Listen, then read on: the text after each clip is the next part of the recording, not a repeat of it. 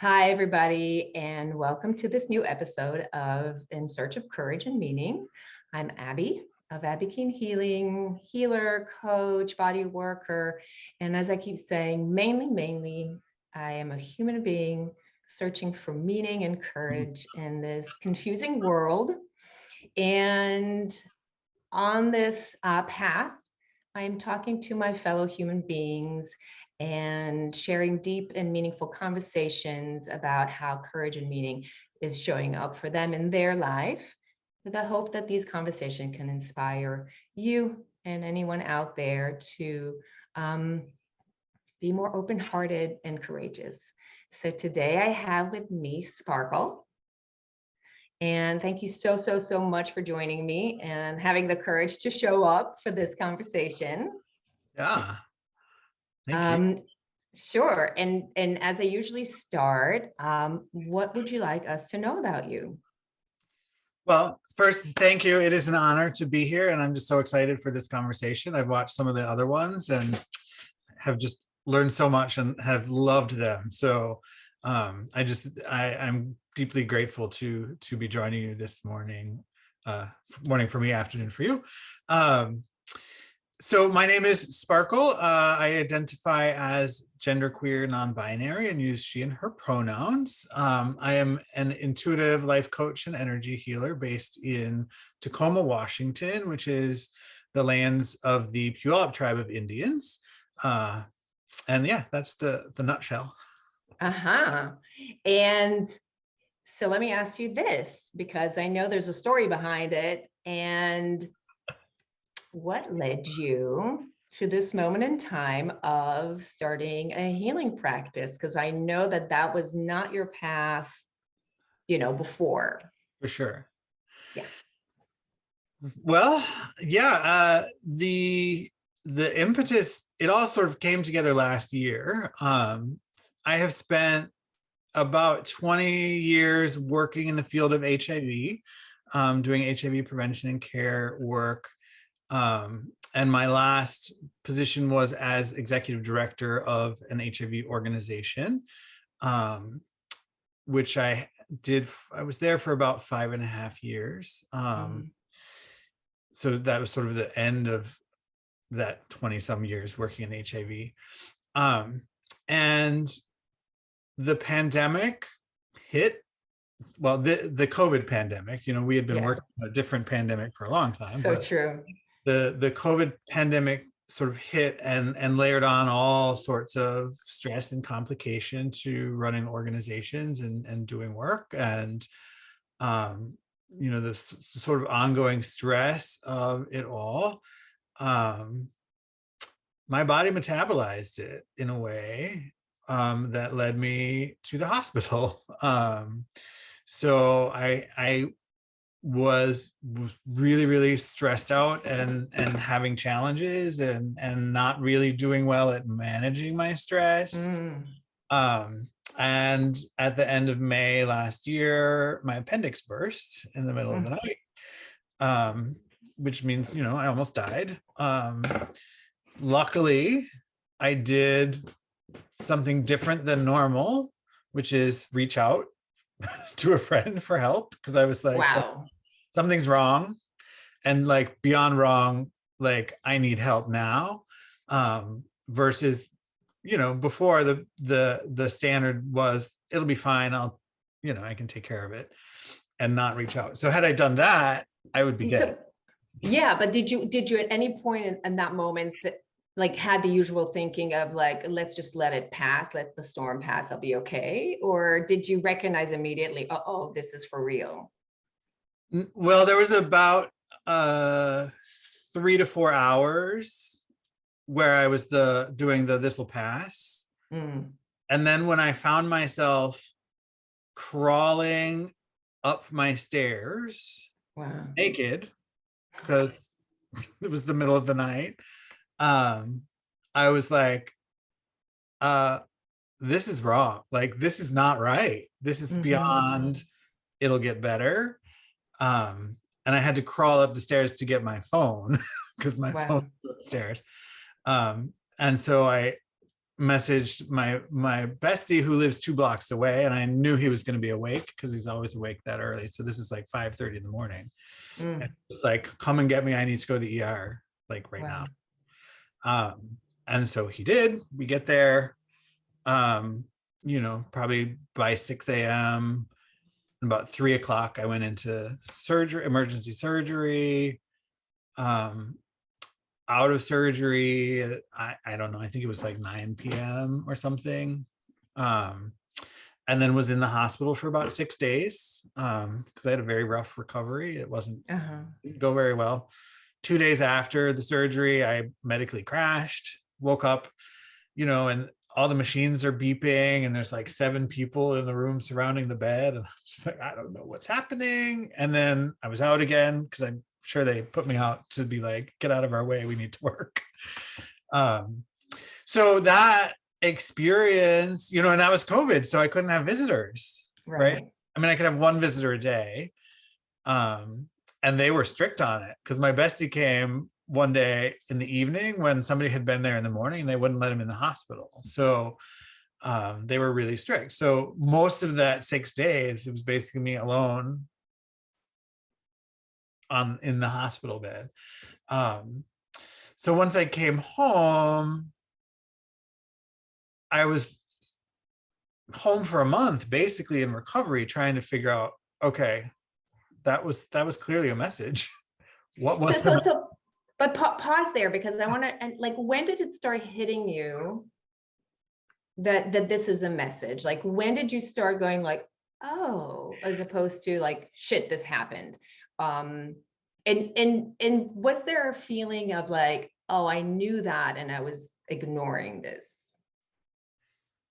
Yeah, so I think probably about a week after I got home, maybe a little less. It was just sort of like that little inkling of there's something more to this than just my body doing its thing. Yeah.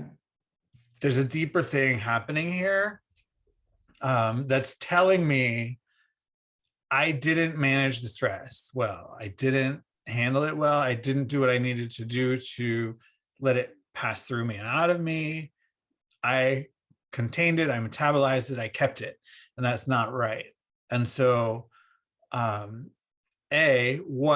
what's the lesson there in navigating stress and what's the word, demetabolizing, or letting it out of the body somehow? Self-care and self-care, which I've never been that great at. But then lesson 2, or the second part, was then, so what led to that? What was it that got me to this point where my body basically exploded? Right. And almost literally. Right. Yeah. So I had to think about that. And my first instinct was, oh, well, I need a new job. I need a different job. Mm-hmm. So that was the like surface level. Well, if this one's too stressful, we'll get another one. Yeah. And so I started poking around, and was like, what's out there? And we'll see. And then I was like, sitting one afternoon out the back patio and just like, wait a minute. No, that's actually not the message. It's really not. Like, the message is, I'm supposed to be who I'm supposed to be in the world, which is a healer and a coach. And I haven't been listening to that since I was a kid. So the messages have kept coming and I've been ignoring them over time. And that was sort of the underlying piece, separate from the stress thing. Like, that was like the universe saying, look, you haven't been paying attention. You're not dealing with your stress well. You need to be who you are. No, really, you need to be who you are. And it took this giant slap. Yeah. But you said separate from the stress thing, but I think ultimately it is stressful for our systems to do something that is not the right thing for us. Like, it's contributing to the stress thing. So it's not just that your job was stressful in and of itself. it was probably also the fact that there was a dissonance with Right. your calling that was, aggravating the system as well Uh, as, but I, alignment. yeah, no, finish your sentence when you did that, because you got Oh, not, it wasn't full alignment. Yeah. But then I want to just take you back one step, because you said you were sitting in your patio and then you understood something. And this is a moment that I think is really profound, when we get this like, oh, Download. moment. And I wonder if you remember a little bit more about it. Um, I don't remember a lot about that particular moment. I remember that the light bulb went off, metaphorically, like, oh wait, no, it's not, I'm not supposed to do that, I'm supposed to do this. Then my first response was, I can't do that, that's scary, right? Yeah. So instead of just running away, I called my mentor and said, can you come over and let's talk? Because she's also someone who left a position. I mean, hers was corporate, mine was nonprofit, but a high level sort of leadership position to become a healer. Yeah. And so how'd you do that? What was that like? Is it okay? And she really, as any good mentor, didn't answer, but turned it back and sort of mirrored and reflected and asked questions and that sort of thing. And so then I think it was maybe a couple days after that conversation when I decided, and I was like, this is the path I'm going down. I don't know what it looks like, I don't know what it means, but this is where I'm headed. And I felt everything just go into alignment. Like, it was a profound feeling of, this is right, this is what needs to be. Like, it's hard to describe in words, the feeling, which is why I'm like, like, it just, everything clicked right at that, when I actually made the decision. And then, took lots of time to implement, but that moment of saying, okay, I'm gonna step on this path. And everything was like, yep, you are. No, and I know the feeling you're describing in my own life and in other areas, in that area, when you just clicked in to the thing that you're supposed to do, supposed to say, or, it's like, it's a coming home. It's like, totally. The relief, the feeling of alignment, the like, the rightness of it. And next to it's a lot of fear, because I was like, I don't have the resources. I don't have, I need to do some healing. I had just a year prior, at the beginning of the pandemic, bought a house. So I put all of my savings into buying a house. So I had no savings, really. And I was like, it doesn't matter. It doesn't. I'm just going to do it, and it'll work somehow. I don't know how, but it's going to work. So I left my job in November, at the beginning of November, with about enough to get me through maybe 2 to 3 months. Wow. Talk about a leap of faith. It was. And I was like very conscious about that I am going to take this leap, because I actually was more scared of what would happen to me if I didn't than of what would happen if I did. Because I was like, I'm going to trust that rightness, that alignment. I'm going to trust it to be taken care of and to do what I need to do. And I'll be supported and loved, and I've got a community around me, and I'll be taken care of. If I don't do it and don't move forward in a direction that's in alignment, the next message from the universe is probably actually going to kill me. Right? Because the last one was pretty violent. Stays in the hospital, a body exploding, almost dying twice. Like, that's, I don't want to do that. Like, I'm not done. Right? So if I don't listen, if I don't actually step onto that path, then I'm done. Right. And in your case, it was very, very physical. I mean, your body was saying, no, stop. This is not working. And Right. for others, it could be kind of a death of the soul, Right.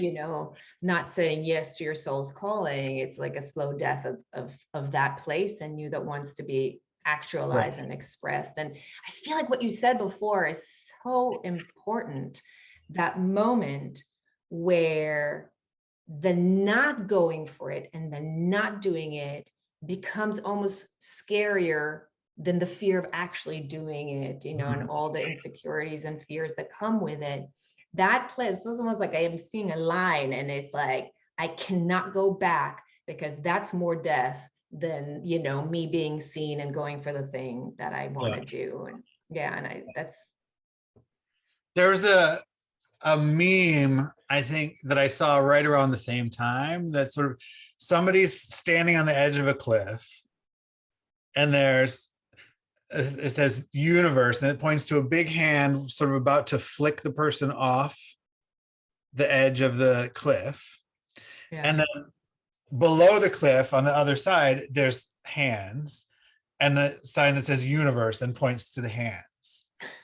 Right. So it's like the universe is kicking your ass and is going to catch you. Yeah. And so that was what I was trying to hold on to. It's fascinating because lots of people are like, oh, you're so courageous to do this. And I was like, I'm just surviving. Mm-hmm. Like, this is a life wish, not a courage thing.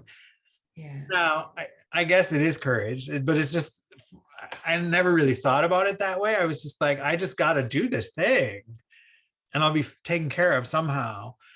Versus actively thinking like, I'm going to be courageous today and do this thing. You know what I mean? Like it's a weird. Yeah.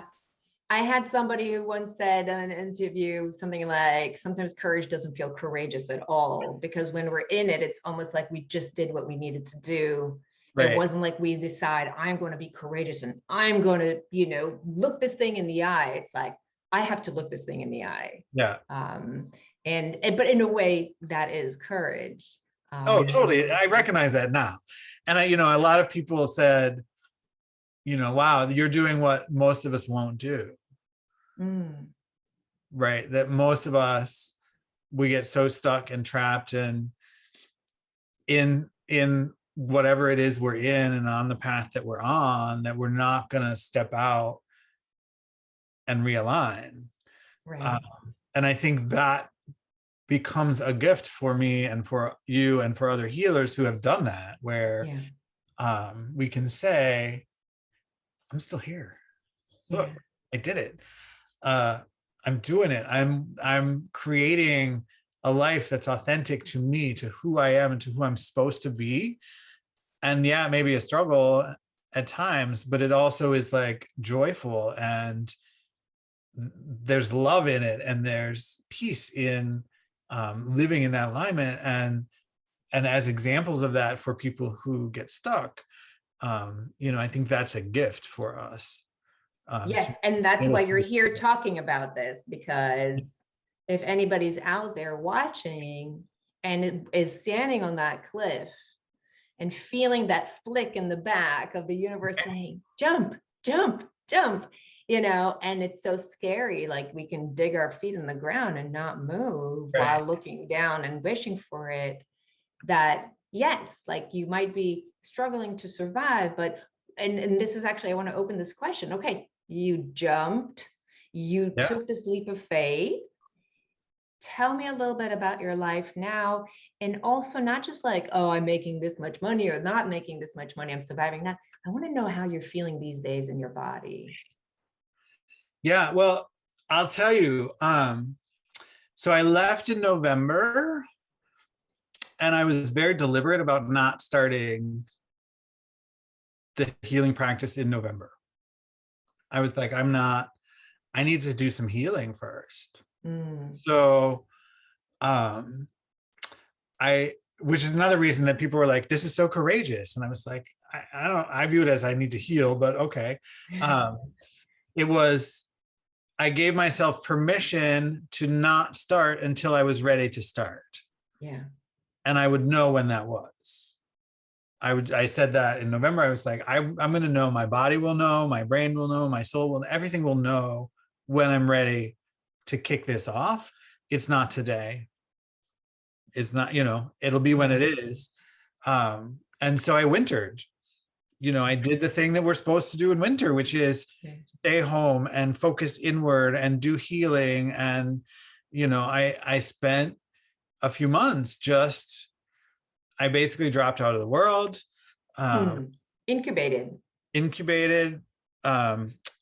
What's the fallow field where it looks like nothing's happening, but underneath there's all sorts of things bubbling. I spent time with myself, with my emotions, with my body, and I made a deal with myself that I would be whoever I was when I woke up that day. Wow. So if I woke up and was like cranky as whatever, I would be cranky.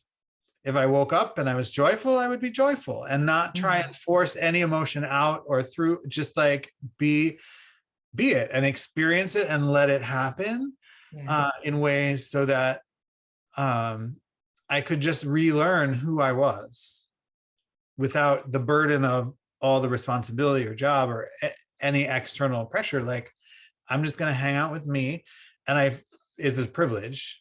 And I'm grateful that I was able to do it. And I know people are not able to, but I think there are ways that people can find to do at least aspects of it. But there's something beautiful in sitting in your mess, whether it's without the mask, without the mask, positive, loving, terrible, awful, angry, hurt, joyful, laughing, like all of it.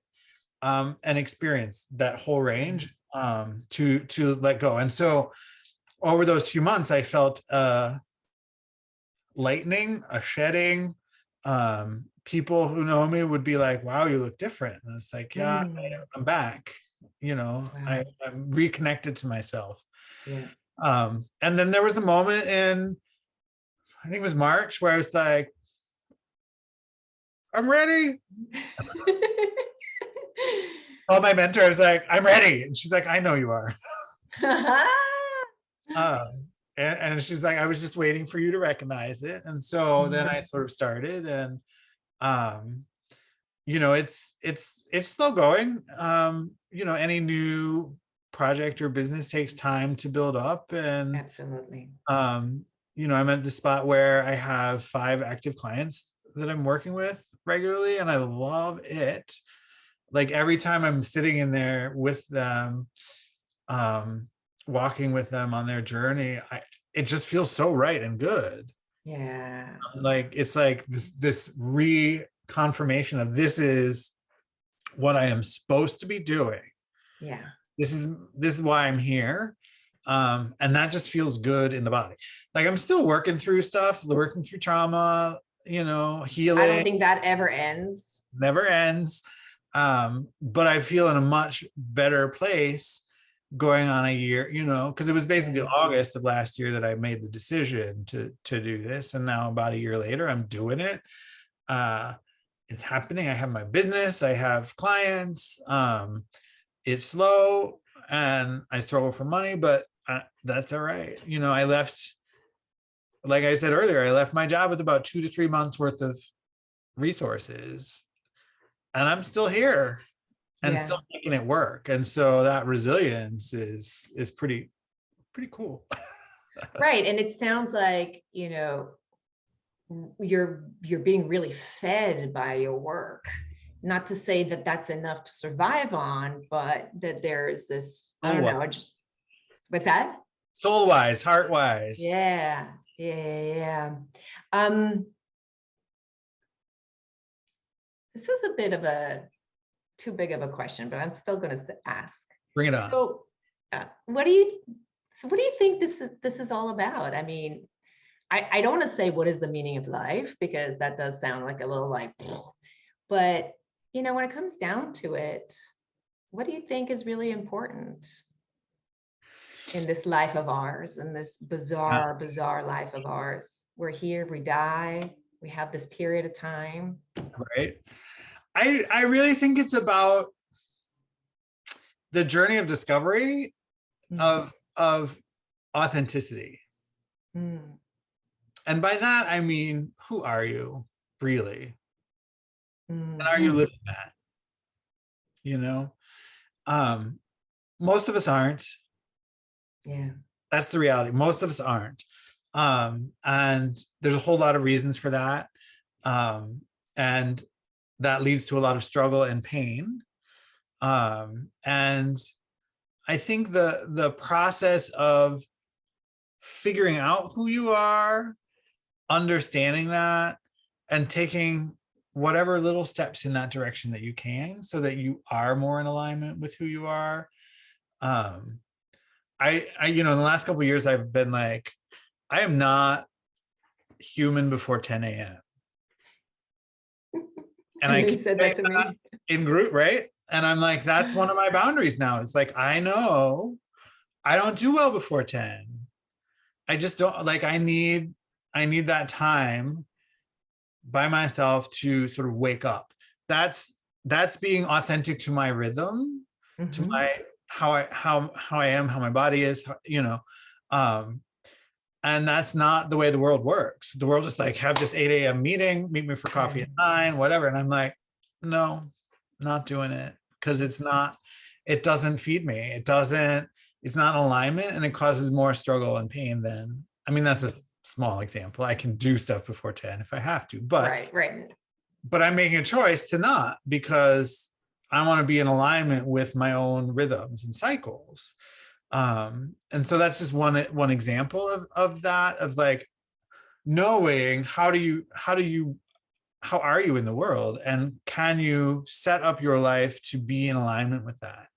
Right. um, I think it's much broader than like, what time do you wake up really, and when can you For human. sure. But it's about gender, it's about sexuality, it's about spirituality and faith and religion, and all of the ways in which we are. um, but figuring out and being in tune with those and living towards them. I think there's very few people who actually live in their full authenticity. So Hmm. living towards your authenticity, I think, is Yeah. where it's at. Right. And it sounds like the practice of knowing how to check in with yourself to know, is this my truth? Is this my truth? Is this my truth? Or am I doing things because I want to be liked, loved, approved of, accepted, conforming, all those other things that ultimately cause friction in us because Right. they're not true to us. And that was the joy of wintering too, is I got to be like, okay, is this conditioning or is this me? Yeah.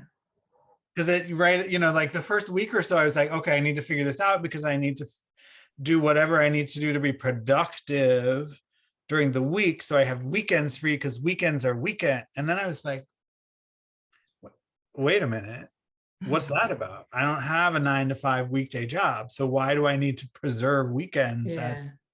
weekends? I mean, I sort of do by choice now, but um that was one example of things where I was like, and what is productivity and all of that. That's a whole sidetrack we don't need to go down, but sort of understanding, like, how have I been conditioned to be in the world versus how should I be in the world that is in alignment with who and how I am. Right. And what um, a gift to have the chance to question it all, oh yeah, to reevaluate everything. And so just like to wrap it up with your beautiful, beautiful story, almost like of death and rebirth. That's how I'm saying, like, life as before, kind of a death and a rebirth. totally. Um, what would you like people to know? What would you like? That's I always know, I always ask this, and I never know how to phrase this question, but it's like, if you can have people understand something that will help them in their own path, what would you like them to know?